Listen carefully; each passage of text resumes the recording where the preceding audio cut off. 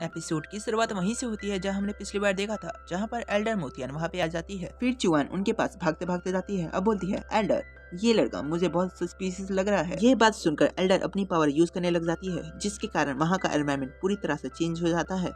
फिर सिस्टम बोलती है, मुझे डैड का ऑरा महसूस हो रहा है। फिर क्यों नहीं बोलता है, क्या डैड ऑरा, इसका मतलब हम मरने जा रहे हैं। फिर हम देखते हैं वह एल्डर अपनी पावर से एक बड़ा सा ब्लू फिनिक्स बना लेती है और क्यूनफी पे हमला कर देती है। अटैक लगने के कारण क्यूनही दूर जाके पेड़ पे लटक जाता है। फिर क्यूनही मन में सोचती है, आज एल्डर तो बड़े गुस्से में लग रही है और ये लड़का भी थोड़ा अजीब लग रहा है, क्योंकि वह एल्डर के अटैक से इतनी आसानी से बच चुका है। अगर इसकी जगह कोई और होता तो वो वहीं पे मर चुका होता। फिर हम देखते हैं क्यूनही के सामने सिस्टम आ जाती है, जो कि बोलती है, मैं तुम्हें बताना आई हूँ कि तुम एमुलेट का यूज करो और यहाँ से भाग जाओ, वरना तुम इस एल्डर के हाथों से मारे जाओगे। फिर क्यूनही बोलता है, मैं एक असली आदमी हूँ और मैं डर के नहीं भागूंगा।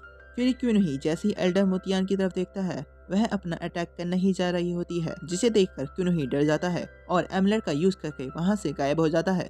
इस टेक्निक को देखे एल्डर मोतियान भी उससे थोड़ा इम्प्रेस हो जाती है।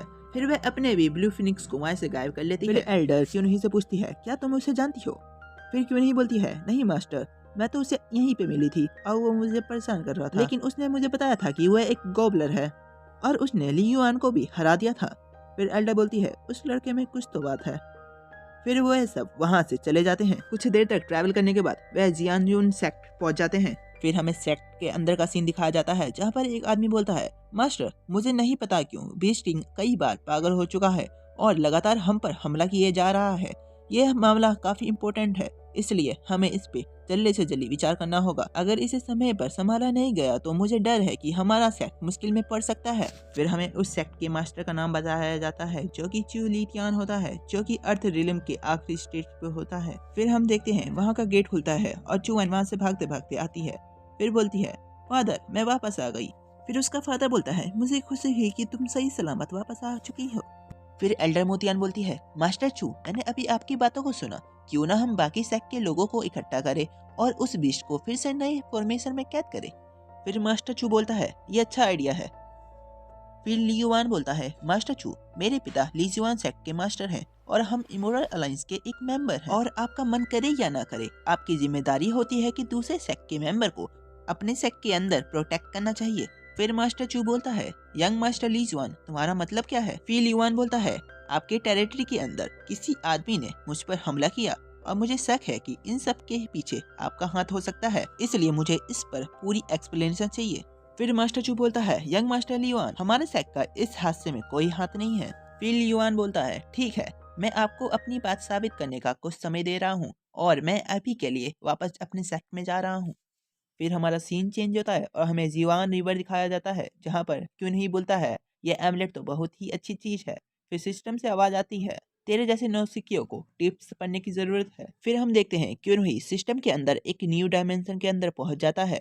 फिर सिस्टम बोलती है, इस वर्ल्ड में बहुत सारे कॉन्टिनेंट है जहाँ के लोग डिफरेंट डिफरेंट मार्शल आर्ट सीखते हैं और इनके अंदर बहुत से लेवल होते हैं। सबसे पहले आता है फाउंडेशन लेवल, फिर अर्थ लेवल, फिर हेवन लेवल, फिर स्पिरिट लेवल। फिर क्यों नहीं बोलता है, क्या तुम मुझे इनके बारे में थोड़ा जल्दी जल्दी नहीं बता सकती हो और सीधा सीधा बताओ मुझे करना क्या है?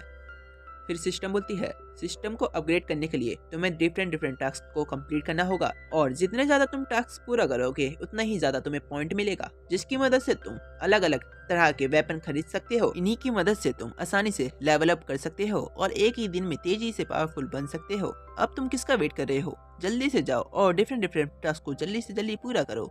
फिर क्यों नहीं बोलता है, आखिरकार मैं पावरफुल बन चुका हूँ, ये इसलिए है क्योंकि मैं सबसे अलग हूँ। फिर हम देखते हैं क्यों नहीं अपनी पावर को यूज करने लग जाता है। क्यों नहीं की अटैक की आवाज सुनकर पानी के अंदर हलचल होने लग जाती है और पानी के अंदर से एक बड़ा सा बीस्ट बाहर निकल आता है। फिर सिस्टम उसको एनालाइज करता है और बताता है, ये तो बीस्ट किंग है। फिर वह बीस्ट जोर से चिल्लाता है, जिसकी प्रेशर की वजह से क्यों नहीं पीछे हो जाता है और इस बीस्ट की आवाज इतनी तेज थी कि दूर खड़ी क्यों नहीं को भी इसकी आवाज सुनाई दे जाती है। फिर मास्टर चू बोलता है, लगता है बीस्ट किंग अपने सील से आजाद हो चुका है। फिर हम देखते हैं वह सब उसी बीस्ट की डायरेक्शन में जा रहे होते हैं। फिर चूअन बोलती है, वो रहा बीस्ट किंग, लगता है वो किसी का पीछा कर रहा है। फिर हमें क्यूनही को दिखाया जाता है, जो कि वहाँ से भाग रहा होता है और बोलता है, मुझे माफ कर दो, अब से मैं ज्यादा स्वीट पोटैटो नहीं खाऊंगा। फिर हम देखते हैं फिर वह सिस्टम से बोलता है, सिस्टम मुझे जल्दी से एमुलेट दो और मुझे यहाँ से जल्दी से टेलीपोर्ट करो। फिर सिस्टम बोलती है, तुम्हारे पास एक ही एमुलेट था, वो भी तुमने यूज कर लिया है, अब तुम्हारे पास एक भी एमुलेट नहीं बाकी है, इसकी जगह तुम्हें दूसरा कूपन यूज करना चाहिए। ये बोलते ही पीछे से वह बिस्ट उस पर अटैक कर देता है, जिसके कारण क्यों नहीं दूर जाके गिर जाता है। यह देख के मास्टर चू उस बिस्ट से बोलता है, रुक जाओ।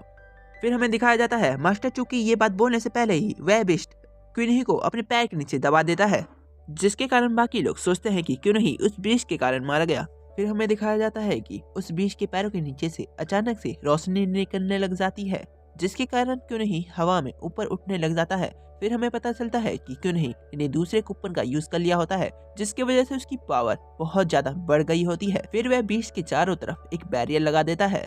फिर वह अपनी पावर से एक बड़ी सी तलवार बना लेता है, जिसके कारण वह बीस्ट को एक ही झटके में खत्म कर देता है। उस तलवार की पावर इतनी ज्यादा था कि इसका इम्पैक्ट चारों तरफ हम देख सकते हैं। क्यूनोही की पावर को देखकर मास्टर चू बोलता है, वह देखो वह कितना पावरफुल है, उसने एक ही स्ट्राइक में बीस्ट किंग को मार दिया। चलो सारे उससे ग्रीड करो।